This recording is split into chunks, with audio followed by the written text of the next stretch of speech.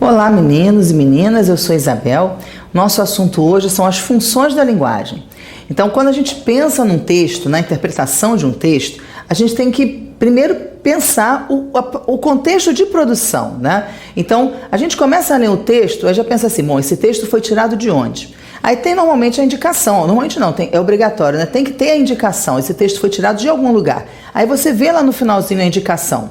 Aí você por ali já vê se é um texto de jornal, se é um texto literário, se o autor é um poeta, por exemplo, está fazendo um ensaio, né? Ou se é um teórico de alguma área em especial, por exemplo, Milton Santos, a gente já tem que saber que aqui é da área da geografia, né? Sei lá, Alfredo Bós, literatura, né? Então a gente já tem que ir colocando assim os autores, mais ou menos selecionando, né, na nossa mente os conceitos que a gente vai precisar para interpretar aquele texto, né? Então, conhecer de onde foi tirado o texto é fundamental, sobretudo para o nosso assunto de hoje, que é o assunto de funções.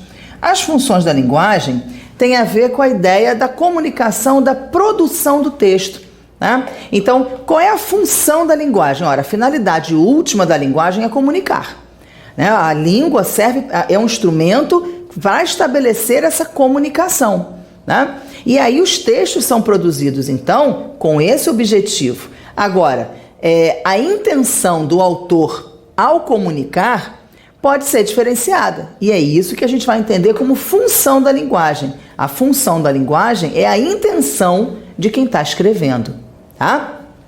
Antes da gente falar sobre essa questão da intenção, vamos primeiro falar sobre os elementos da comunicação.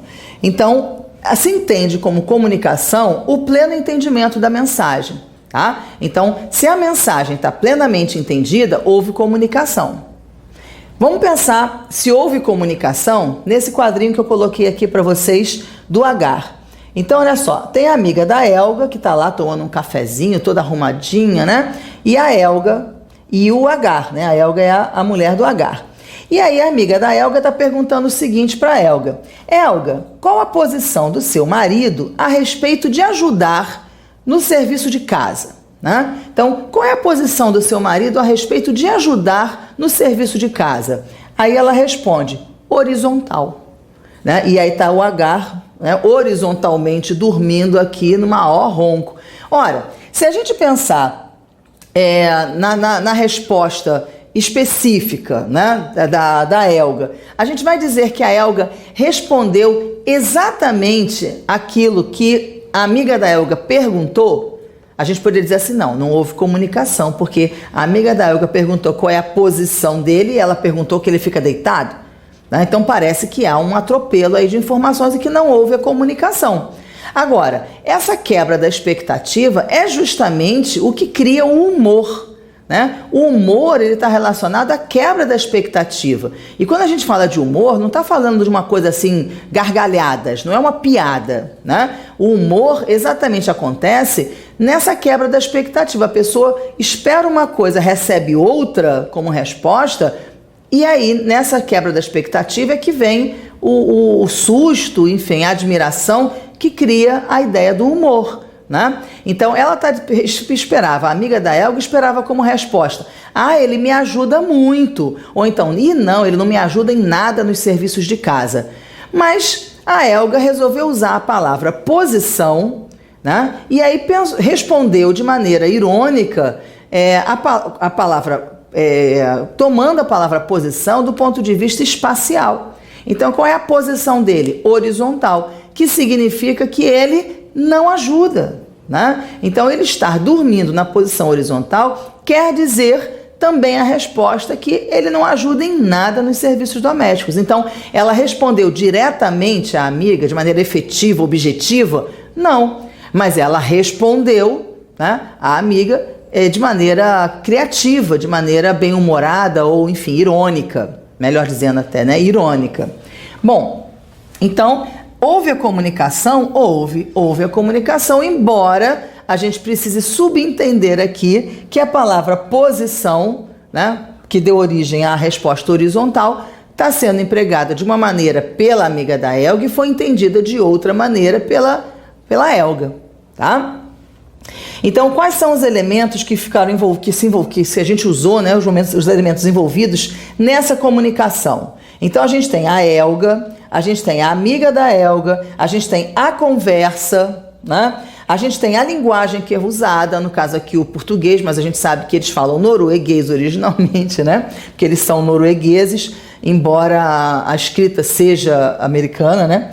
Mas, enfim, está traduzido aqui no português, a linguagem então é a língua brasileira. É uma situação de oralidade, né? A conversa entre duas amigas. A situação do Agar também, deitado aqui, roncando, é uma situação que ajuda o entendimento, né? Então, todos esses elementos, verbais e não verbais, são elementos envolvidos para que haja comunicação, para que o leitor entenda exatamente o que está acontecendo e veja aqui o humor, que é a característica dessa tirinha, tá? Bom, pensando então nesses elementos envolvidos na comunicação, nós temos uma teoria que já começa com Aristóteles, né? Então, 4 séculos antes de Cristo, Aristóteles já tinha dito, num livro chamado Arte Poética e Arte Retórica, na parte de arte retórica, ele já tinha dito que para que a comunicação aconteça, para que aconteça plenamente o entendimento, são necessários 3 elementos básicos, né?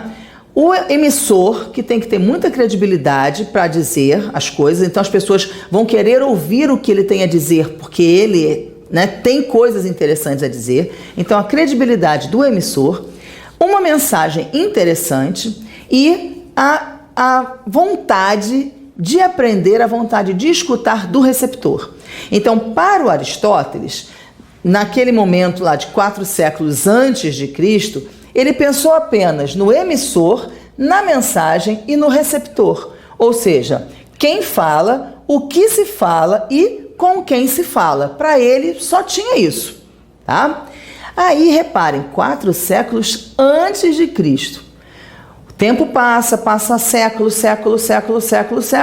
No final do século XIX, olha quanto tempo depois, uma série com o cientificismo e aí com a procura da ciência, das várias ciências, se recomeçou a pensar sobre a questão da língua, né, da comunicação, com as novas tecnologias da época, né? O telégrafo, por exemplo, né? O telefone. Então, muitas coisas trouxeram visões, trouxeram elementos que foram inseridos nessa comunicação, né? E propiciando a comunicação à distância, né? E rápida. Claro, rápida para a época deles, né? E aí, nessa questão desses estudos com relação às novas tecnologias, um linguista russo chamado Roman Jakobson resolveu então formular uma teoria da comunicação, acrescentando novos elementos a essa comunicação que vão garantir, vamos dizer assim, que vão, pelo menos até hoje, ser usados como base nos concursos. Já existem outras teorias, né, modernas que questionam essa teoria do Jakobson e acrescentam alguns outros elementos, mas não é consenso ainda, né? Então, ainda os estudos estão sendo feitos e nos concursos públicos, o que entra de teoria da comunicação é essa teoria ainda do final do século XIX, começo do século XX, tá? Bom, então o que o Jakobson fez? Além desses 3 elementos que o Aristóteles já tinha organizado, já tinha identificado, ele pensou o seguinte: ora, se eu tenho um emissor com credibilidade, tem uma mensagem interessantíssima, o receptor está super interessado em ouvir essa mensagem, acredita no emissor, mas o emissor é russo e o receptor é brasileiro e nenhum dos dois fala a língua do outro. Essa comunicação vai acontecer? Não, a comunicação não vai acontecer, porque o sistema linguístico é diferente, porque o código é diferente. Então, a gente vai entender o código como sistema de linguagem a ser usado. Então, tem que ter, além do emissor, da mensagem e do receptor, o código. O código tem que ser igual, porque se o código não for igual, a comunicação não vai acontecer. Se uma pessoa está usando o código de Libras, né, está usando a linguagem dos sinais, e eu não entendo nada disso, eu não vou entender mesmo. Quer dizer, eu não conheço o código dos sinais, não vou entender o sinal que a pessoa está fazendo para mim.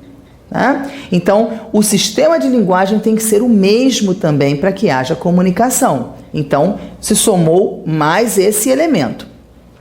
Outra coisa que se pensou, o canal, o meio físico, né? Quando nós estamos falando de um para o outro, assim, na presença do outro, a gente nem percebe que existe um canal, que existe um meio físico que proporciona a chegada da minha voz ao ouvido do interlocutor.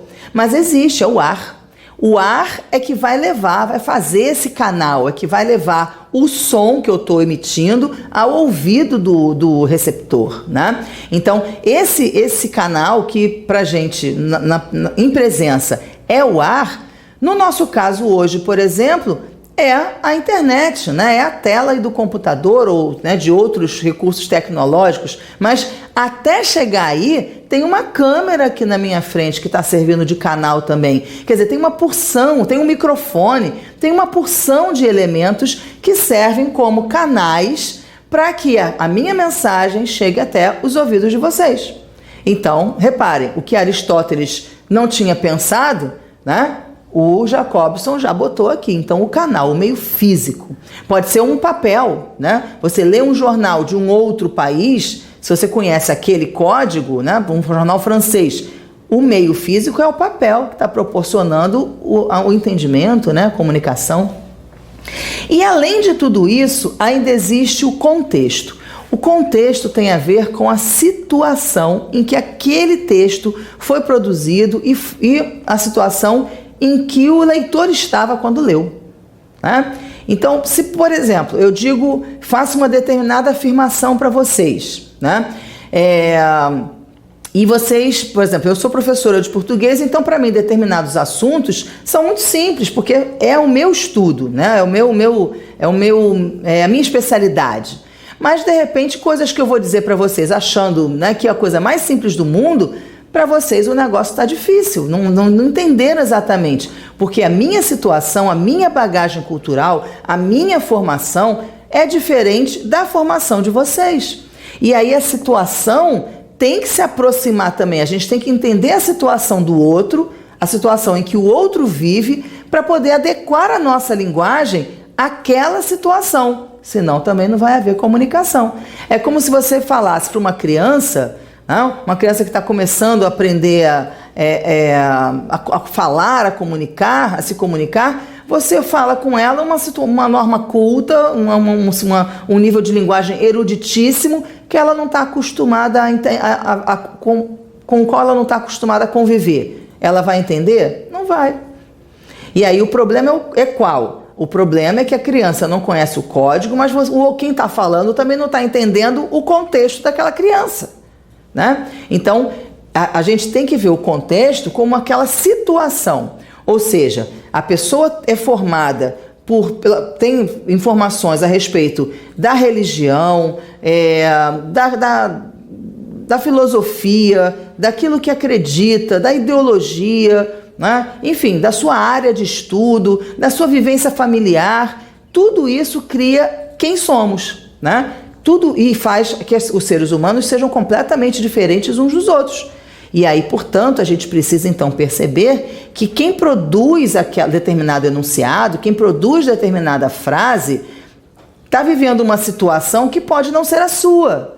E aí você pode estar querendo, às vezes, dizer alguma coisa para o outro e o outro entender como uma ofensa, porque ele está vivendo uma situação diferente da sua situação.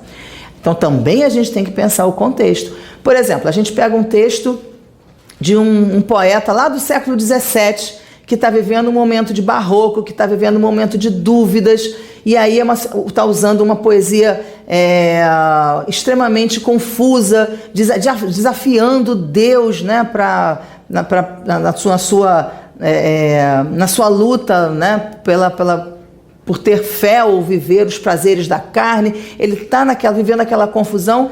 Se a gente hoje, ler um poema do Gregório de Matos, por exemplo, né, que escreveu nessa época de barroco, de contra-reforma, de perseguição e de confusão de Brasil, que estava, né, bem mal formado ainda no nascedouro do Brasil, a gente não pode entender um poema do Gregório de Matos como se ele tivesse produzido aquele poema no século XX. Então a gente precisa conhecer o contexto de produção do texto, né, produzido, do falado, do escrito, para depois então interpretar aquele texto. A gente precisa entender quem está falando, né? Ah, mas quem escreveu esse texto? Ah, foi o Gregório de Matos, por exemplo. Ah, mas ele era o quê? Ah, ele passou a vida inteira em Portugal, veio para cá para assumir os negócios do pai, chegou aqui, vindo de uma moral muito rígida, chega aqui e vê o padre brigando na rua por causa de uma mulata. Ele vai acreditar na religião? Pois é. E aí a gente precisa entender, então, por que ele desafia o Deus e os padres daquela época? Porque naquela época ele não tinha, aqueles padres que viviam aqui no Brasil, não tinham a menor credibilidade. Então a gente precisa entender, ele é um herege. Não, ele está criticando naquela circunstância o que ele está vendo. Então o contexto, a situação em que é produzido o enunciado é fundamental para a gente entender tudo o que está acontecendo, tá? Então a gente tem esses 6 elementos da comunicação: emissor, mensagem, receptor e o código, o canal e o contexto. Tá legal? Bom, por que isso? Porque as funções da linguagem, que tem a ver com a intencionalidade discursiva, tem a ver com a intenção do autor do texto, a função da linguagem toma como referência cada um desses elementos da comunicação. Então a gente tem 6 elementos da comunicação, a gente tem 6 funções de linguagem, tá? Uma função privilegia cada um dos elementos da comunicação. Então vamos começar pela função emotiva ou pela função expressiva, é a mesma coisa, tá? Vocês podem encontrar nos concursos esses 2 nomes, função emotiva e função expressiva.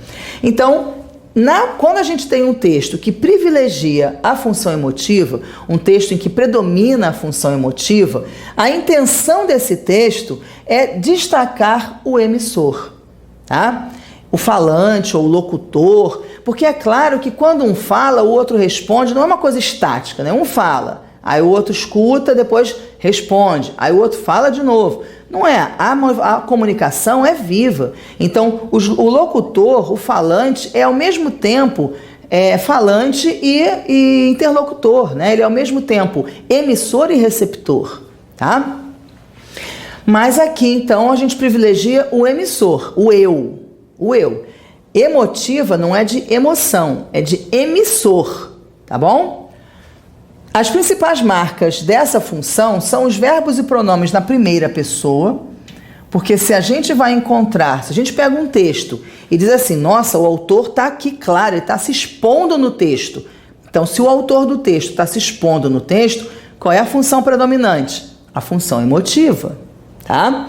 Mas, além da primeira pessoa, como é que o autor se expõe no texto? Usando os adjetivos. Quando ele diz assim, por exemplo, sei lá, o policial prendeu o ladrão. Pronto. Então, eu só tenho substantivo e verbo. O policial prendeu o ladrão. Se eu usar um adjetivo para qualificar o policial, se eu usar um adjetivo para qualificar o ladrão, eu já estou colocando no texto as marcas da minha subjetividade, porque eu vou estar julgando, eu vou estar usando o meu juízo de valor para classificar o policial e o ladrão. Então, a adjetivação indica a nossa opinião sobre os substantivos. Os adjetivos servem para qualificar, para dar qualidades. Então, usar os adjetivos também identificam função emotiva. Tá? Às vezes o texto não tem nenhuma primeira pessoa, mas tem os adjetivos. E os adjetivos também indicam o predomínio da função emotiva. Às vezes não existe o predomínio da função emotiva, mas existem, em alguns momentos, a função emotiva sendo empregada. Então um texto tem uma função que predomina, mas pode ter uma série de outras funções ao longo desse texto. Tá? A escolha do vocabulário também. né? Então, se a pessoa escolhe, e os advérbios, né? Se a pessoa escolhe, por exemplo, ao invés do verbo ganhar, o verbo perder, por exemplo, o Brasil ganhou da França, né? Ou a França perdeu do Brasil, a gente já consegue, pela escolha dos verbos, dos substantivos, né? Da ordem dos substantivos, a gente já consegue perceber se o jornalista é brasileiro ou se ele é francês. Se eu digo o Brasil ganhou da França, o jornalista possivelmente, imaginando um jornal, o jornalista possivelmente é brasileiro. O Brasil é o sujeito, é o termo essencial, é o primeiro. Agora, se eu digo França perde do Brasil, é porque é mais importante a informação sobre a França do que sobre o Brasil. Então, a gente pode imaginar que o jornalista é francês. Então, toda a escolha de vocabulário acaba identificando quem é que está falando. E aí, se a gente pode identificar o emissor no texto, não é um texto imparcial, né? Então, é um texto que tem função emotiva, que pode ser empregada de uma maneira pontual, aqui ou ali, né? numa adjetivação aqui, numa escolha de vocabulário ali, ou pode contaminar o texto inteiro. E aí, a gente vai ter o predomínio da função emotiva, tá? Coloquei aqui uns exemplos, olha. Quando nasci, um anjo torto, desses que vivem na sombra, disse: vai, Carlos, ser gosto na vida. Então, repara, quando nasci, primeira pessoa. Então, tem primeira pessoa, tem função emotiva. Pronto. Eu posso dizer que predomina a função emotiva nesse trechinho, nessa estrofe aqui? Posso. Porque ele está falando que o anjo determinou a vida dele. Então, ele, o anjo, né, na imaginação dele, disse para ele: vai, Carlos. E Carlos é o nome dele, do poeta, né? Carlos Drummond de Andrade. Então disse: vai, Carlos, ser gauche na vida. O que é o gauche? Gauche em francês significa esquerdo, né? É a esquerda. E aí quando ele diz vai ser gauche, vai ser o diferente, vai ser o torto, né? Vai ser aquele que vai contra todo mundo, né? Então o gauche é esse, vai pela via esquerda. Ele não é o direitinho, ele é o esquerdo, né? Então, isso daqui está colocando o anjo que é torto, disse que ele vai ser torto também, né? Então, essa ideia, essa estrofe, privilegia aqui o emissor do texto. Então, a gente tem nessa estrofe, no poema inteiro, o predomínio da função emotiva. O autor está falando sobre ele, tá? E aí, se o autor fala sobre ele, sobre o próprio emissor, a gente tem o predomínio da função emotiva, tá? Eu posso também ter a função emotiva empregada de maneira pontual, como a gente já falou ainda agora, no uso de determinadas palavras. Então, por exemplo, felizmente, aquele menino é um doce. Ora, esse enunciado, essa frase, está falando sobre o emissor? Não, está falando sobre o menino. Então, não predomina nessa frase a função emotiva, não. Porque o objetivo, a intenção, não é falar do emissor. A intenção é falar do outro, tá? Mas, no uso desse advérbio aqui, felizmente, a gente tem a opinião do emissor, que é: que bom que ele é um doce, né? Então, essa opinião positiva que existe aqui no felizmente é um uso da função emotiva. Tá? Então, aqui a função emotiva é apenas pontual. Aqui a função emotiva predomina. Tá legal? Vamos lá então agora para outra função. A outra função que eu trouxe para vocês é a função referencial. A função referencial é a função do contexto. Então, assim, vamos imaginar da seguinte maneira: tudo que fala sobre o eu identifica a função emotiva. Tudo que fala sobre o outro identifica a função referencial. Por quê? Porque a função referencial põe em evidência o contexto. E aí, como eu disse para vocês, o contexto é muito difícil de definir, porque o contexto envolve toda a nossa formação, envolve a situação que a gente está vivendo, a situação de produção, a situação de leitura, né? Então, existe, que pode variar no tempo, no espaço, que pode variar da visão, da perspectiva de uma pessoa para a perspectiva de outra pessoa. Então, o contexto é aquilo que há de mais amplo. Então, um texto que fale sobre qualquer coisa que existe no mundo, ali tem função referencial. Tá? Então, olha só, a função referencial, a intenção da função referencial é pôr em evidência o contexto. Então, aqui, olha, contexto. Os fatos do mundo em forma literária ou não literária. Então, por exemplo, se você pega um texto e o texto está explicando, informando sobre o pinguim. Pronto. Pinguim é um elemento do mundo. Então, a conhecer o pinguim pode ajudar você, né? Ajuda na sua formação. Tudo aquilo que você lê, todo o conhecimento que você tem, forma quem você é.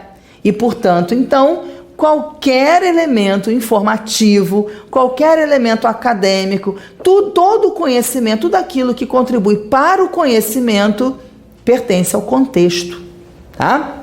Então, se um texto é informativo, explicativo, contribui para o conhecimento, predomina nele a função referencial, tá legal? E aí reparem, em forma literária ou não literária, tá?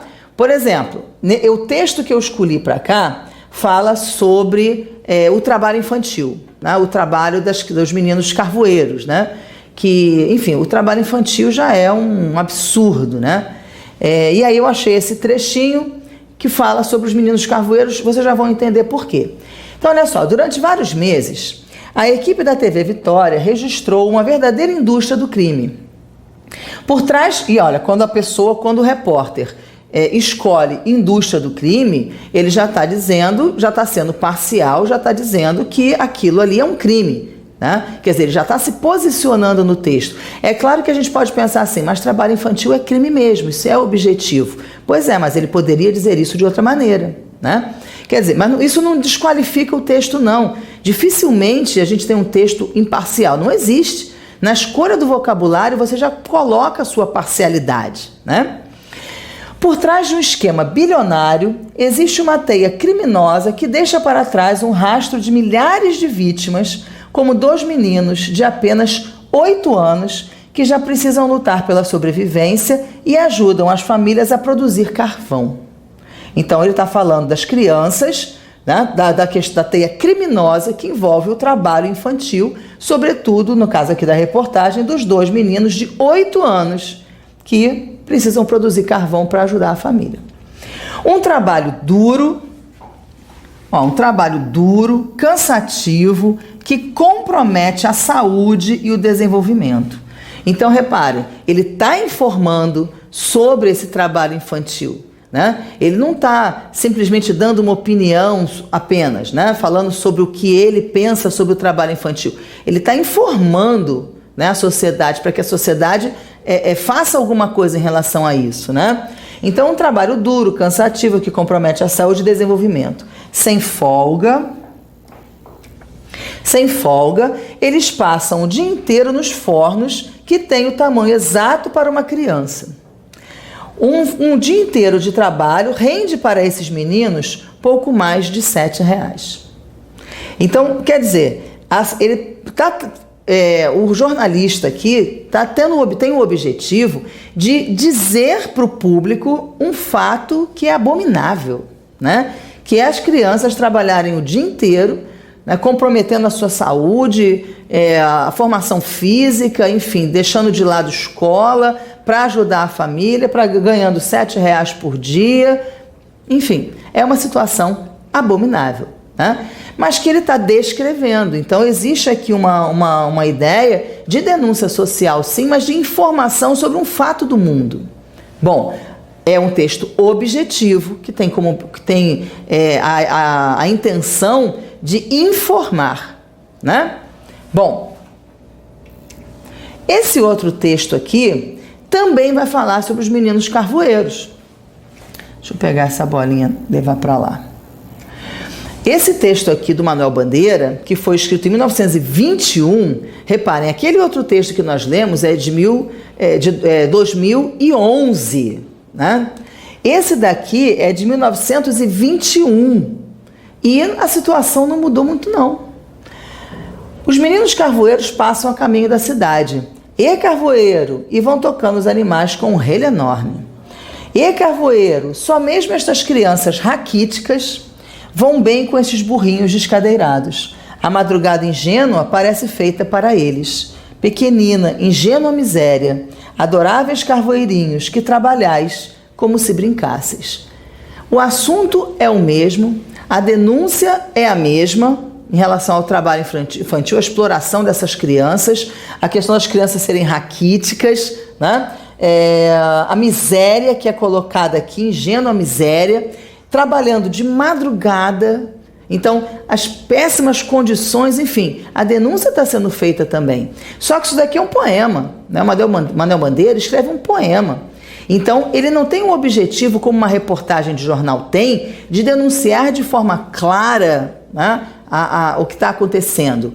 Então, ele está descrevendo uma cena, Manuel Bandeira está descrevendo uma cena de ver os carvoeiros, os meninos carvoeiros passando na rua dele e brincando, embora estejam cansadíssimos, né? Embora estejam raquíticos, embora sejam miseráveis, são crianças e estão brincando.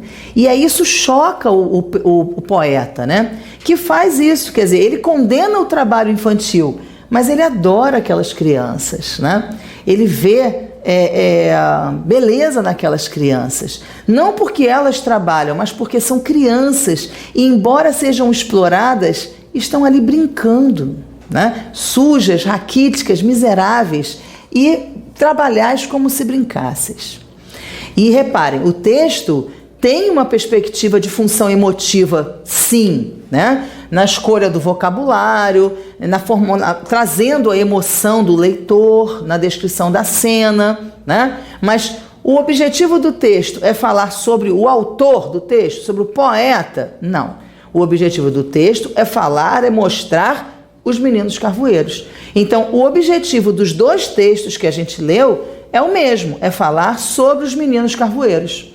Agora, num, a gente tem a função poética aliada à função referencial. No outro, a gente tem a função referencial que predomina mesmo, sem outras funções, né? Ou pelo menos sem outras funções de grande utilização, né? Aqui não, aqui é um poema e, se é texto literário, tem função poética, pronto. A gente vai entender muitas coisas aqui como o trabalho poético do poeta, do autor, né? Mas nos dois textos a gente tem função referencial. Então, nesse texto aqui, do Manuel Bandeira, tem função poética? Tem função emotiva? Tem. Mas o objetivo do texto é descrever as crianças, né? As crianças carvoeiras. Então, predomina no texto a função referencial, embora a função emotiva, embora a função poética sejam usadas de maneira muito expressiva. Tá legal? Então, na função emotiva predomina o autor do texto, o emissor do texto. Na função referencial predomina o contexto, né? O outro, os elementos do mundo. Agora vamos para a função poética. Então, na função poética, a intenção é elaborar a mensagem. Então, a gente já falou do emissor, falou do contexto e agora a gente fala da mensagem. Então, a intenção é elaborar a mensagem. Então, você pode dizer assim: você é muito bonito. Pronto. Ou você pode dizer: você é um gato. Você não elaborou a mensagem? Elaborou. Por quê? Porque antes você foi objetivo dentro da sua subjetividade, que a gente sabe que beleza, né, é juízo de valor. Mas, ao transformar o bonito em gato, você usou uma metáfora. E aí, se você elaborou mensagem, tá? Então, a função poética vai existir sempre que a gente elabora a mensagem. Sempre, tá? Usando técnicas de composição literária e figuras de linguagem. Então, a gente vai ter aqui, nessa função poética, as técnicas de composição literária e as figuras de linguagem. Embora seja fundamental em textos literários, quer dizer, o que diferencia um texto literário de um texto não literário? O texto literário tem função poética. Então, dizer que num texto literário predomina a função poética é dizer que num risoto tem que ter arroz. É óbvio, né? Então, em todo texto literário predomina a função poética. Agora, existem textos literários em que além da função poética, que é a função de base, existem a função emotiva, a função metalinguística, as outras funções todas, tá? Que é o que mais acontece, a função poética mais outra. Então, embora seja fundamental em textos literários, é empregada em textos informativos de modo pontual, numa figura de linguagem, por exemplo, né? Quando a gente leu aqueles textos jornalísticos sobre o trabalho infantil e o jornalista fala que há uma teia criminosa, essa teia, essa palavra teia, não está sendo usada de maneira figurada, né? Está. A palavra teia aí é um símbolo, vamos dizer assim, de algo que está muito emaranhado, né? Que tem várias vertentes. Então, o uso dessa palavra teia, quando ele cria a expressão teia criminosa, é um uso metafórico. E aí, se é um uso metafórico, olha a função poética aparecendo naquele texto lá. Então, deixou de predominar a função referencial? Não, mas o autor está usando a função poética de modo pontual. Tá legal? Em textos publicitários e em letras de música. Propaganda, por exemplo. Todo mundo sabe que o objetivo da propaganda é persuadir o leitor, não é isso? No caso do texto escrito. Persuadir o comprador, né? Então, toda propaganda está vendendo um produto. Ou seja, toda propaganda quer convencer o outro a comprar aquele produto. Agora, tem determinadas propagandas de televisão que a gente começa a ver e começa a pensar assim, bom, vai vender o quê?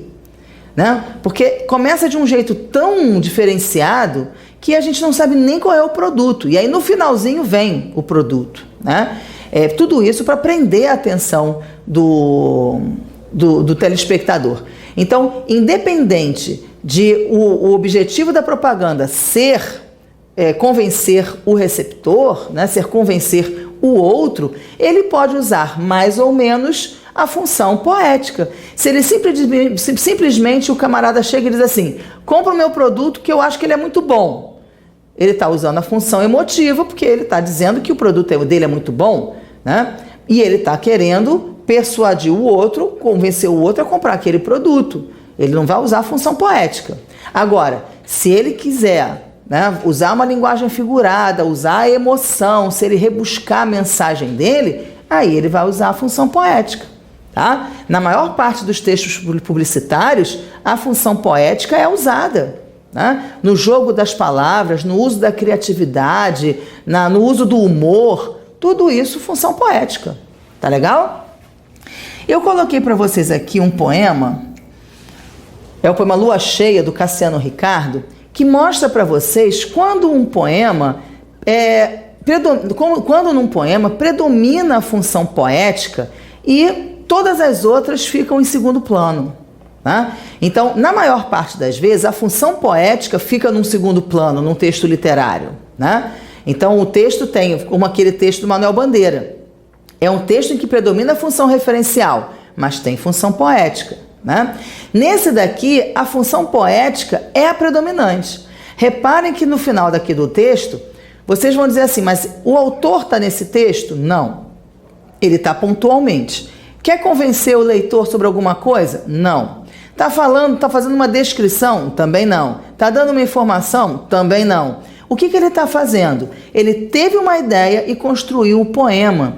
E o que ele quer só é a fruição estética. O que ele quer é que a gente veja aquele poema, tente descobrir o que há naquele poema e, no final das contas, fale assim, poxa, que poeta é muito bom, esse poeta é legal, esse poeta sabe fazer poema, esse poeta usa as técnicas da poesia, né? E aí o poema passa a ser a própria mensagem.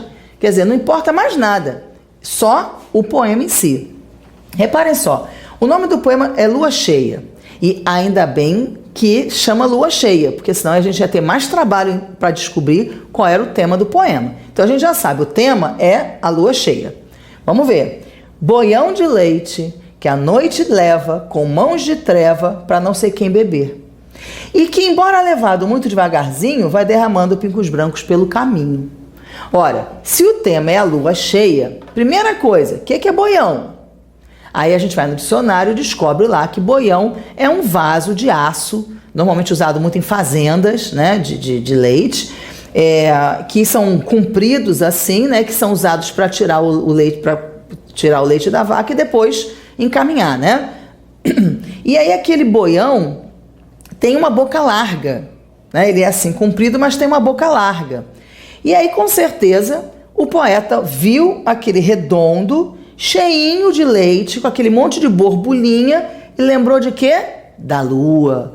Ele imaginou aquele leite naquela circunferência na lua cheia, né? Foi isso a ideia que ele teve, que a gente, claro, imagina pela leitura, né? Então, ele imaginou naquele boião de leite a lua cheia. E aí, então, a lua cheia é um boião de leite que a noite está levando com as mãos de treva para não sei quem beber. Ora, o que ele está descrevendo, então, aqui? A movimentação da lua cheia, né? Quer dizer, da lua cheia, da lua, nesse caso, a cheia. Porque a lua... A gente sabe, né, que não é bem assim, que a lua não se move, né, a terra é que gira, etc, etc. Mas aqui no poema, a noite está segurando o vaso, está segurando o boião e vai andando com aquele boião durante a noite, né, de um ponto até o outro ponto, até ficar de dia e ela sumir, né? E está levando aquele leite para não sei quem beber. E embora levado muito devagarzinho, né, porque a lua vai andando, entre aspas, né, pelo céu, bem devagarzinho, então embora levado muito devagarzinho, vai derramando pingos brancos pelo caminho. Ora, que pingos brancos são esses saltados no caminho? As estrelas, né? E aí se a gente imagina que a lua é um boião de leite que vai então derramando os pingos, a gente entende por que a Via Láctea. A Via Láctea não é uma concentração de estrelas, né, que parece então que é uma via de leite, Via Láctea, não é a via de leite? Olha a relação toda que o poeta fez entre ver o boião de leite, imaginar aquilo no céu, juntar com a informação que ele tem com a Via Láctea e imaginar então as estrelas como pingos de leite. Qual é o objetivo do poeta aqui? É convencer o leitor? Não. É de falar sobre ele? Também não. É informar sobre o que é a lua cheia? Também não. Reparem, o poema, ele é só o poema. É só o desafio para o leitor entender a ideia que ele teve e para construir o poema. Então aqui a gente pode dizer, aqui predomina a função poética e pronto, né? Porque não tem outra coisa subjacente ou adjacente, né? Aqui é a função poética mesmo. Mas são raros os textos que são assim, né? Muitas vezes, a maior parte das vezes, os textos associados à função poética têm outra função. Tá legal? Vamos lá para o próximo. A próxima função, a função metalinguística. Na função metalinguística, a gente põe em evidência, a intenção é explicar o código. Risquei ali de amarelo, mas eu queria mesmo era o vermelho. Então vamos lá para o vermelho. Então é explicar o código, né? Então o que é o código? É o sistema linguístico. Então cada vez que a gente precisa explicar uma palavra, que a gente precisa explicar uma história, quer dizer, cada vez que a gente precisa explicar o código, o que foi dito, a gente tem a função metalinguística. Então ela está no nosso cotidiano cada vez que precisamos explicar ou resumir o sentido de algo que o outro não entendeu. Então você está dizendo alguma coisa, né? E aí você fala assim, porque aquilo foi um subterfúgio da Maria. Aí o outro fala assim, foi o quê?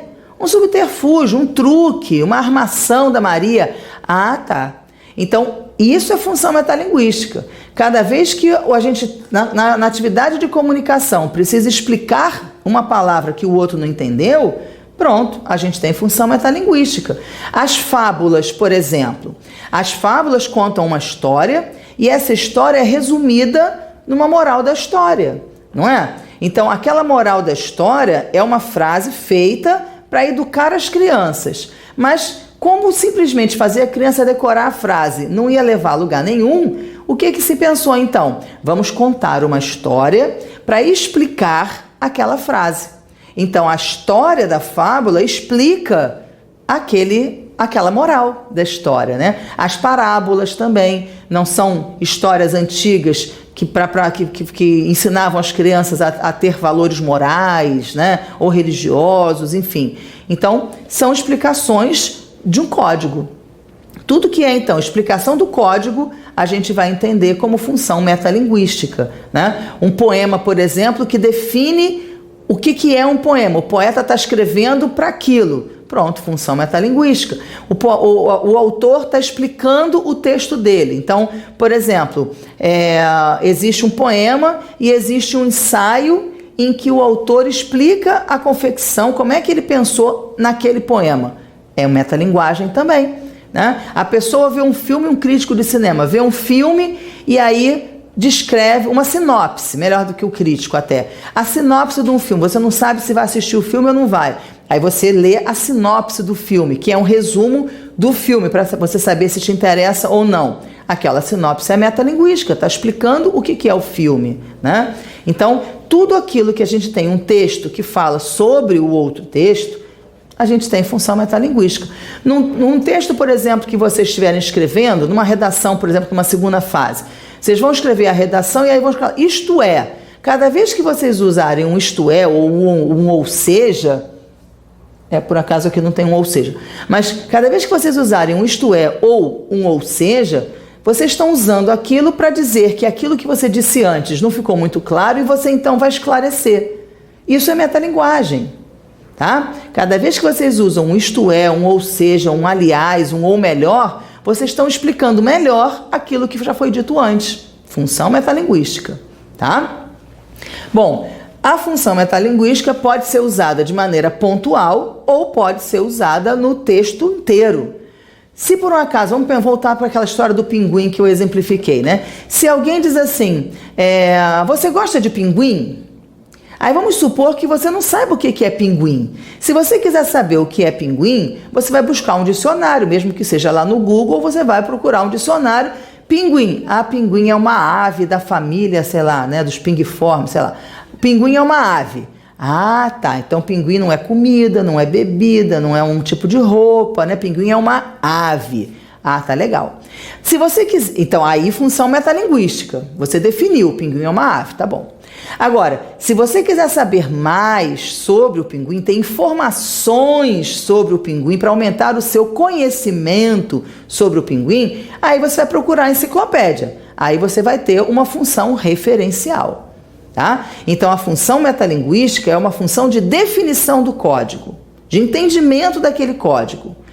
E a função referencial é de explicação sobre aquele elemento no mundo. São coisas diferentes, tá? Então, fica fácil de pensar assim, a função referencial está associado sempre a um conhecimento de enciclopédia. Por exemplo, tá? Informação. E o conhecimento a metalinguagem está associada ao dicionário, à definição. O exemplo que eu coloquei para vocês aqui foi um exemplo de função metalinguística literária, tá? Não precisa ser literário, mas aqui eu coloquei literário, quer dizer, além da função metalinguística, tem função poética também. Então, olha, catar feijão se limita com escrever. Então, ele já está dizendo que catar feijão é muito parecido com escrever, ou seja, ele está definindo o que é para ele escrever. Para ele, para o poeta, escrever é igual catar feijão. Como assim? Jogam-se os grãos na água do alguidar e as palavras na da folha de papel, e depois joga-se fora o que boiar. Então ele está dizendo que o processo de composição é o mesmo processo de escolher o feijão, né? De colocar na água, de ver o que boia, de selecionar palavras, de selecionar expressões, de juntar uma coisa com a outra, jogar fora o que não presta, né? Então esse poema aqui, esse trecho, né, essa estrofe do poema Catar Feijão do João Cabral de Melo Neto é um exemplo de função metalinguística, associada, claro, à função poética, tá? O isto é que eu falei para vocês, olha, de repente nasci. E aí o que o poeta quer dizer com de repente nasci? Ele quer dizer, senti necessidade de escrever. Então, para ele, para o Carlos Drummond de Andrade, escrever é a mesma coisa que nascer. Né? Para ele, o ato de escrever poesia ou os textos, crônica, enfim, que ele escreveu, é a mesma coisa que nascer de novo. Então ele está usando a metalinguagem para associar a necessidade de escrever ao nascimento. E ele usa o quê? O isto é. Ó, isto é vai identificar sempre a metalinguagem. Tá bom? Então a metalinguagem explica o código. A função conativa também é chamada de função apelativa.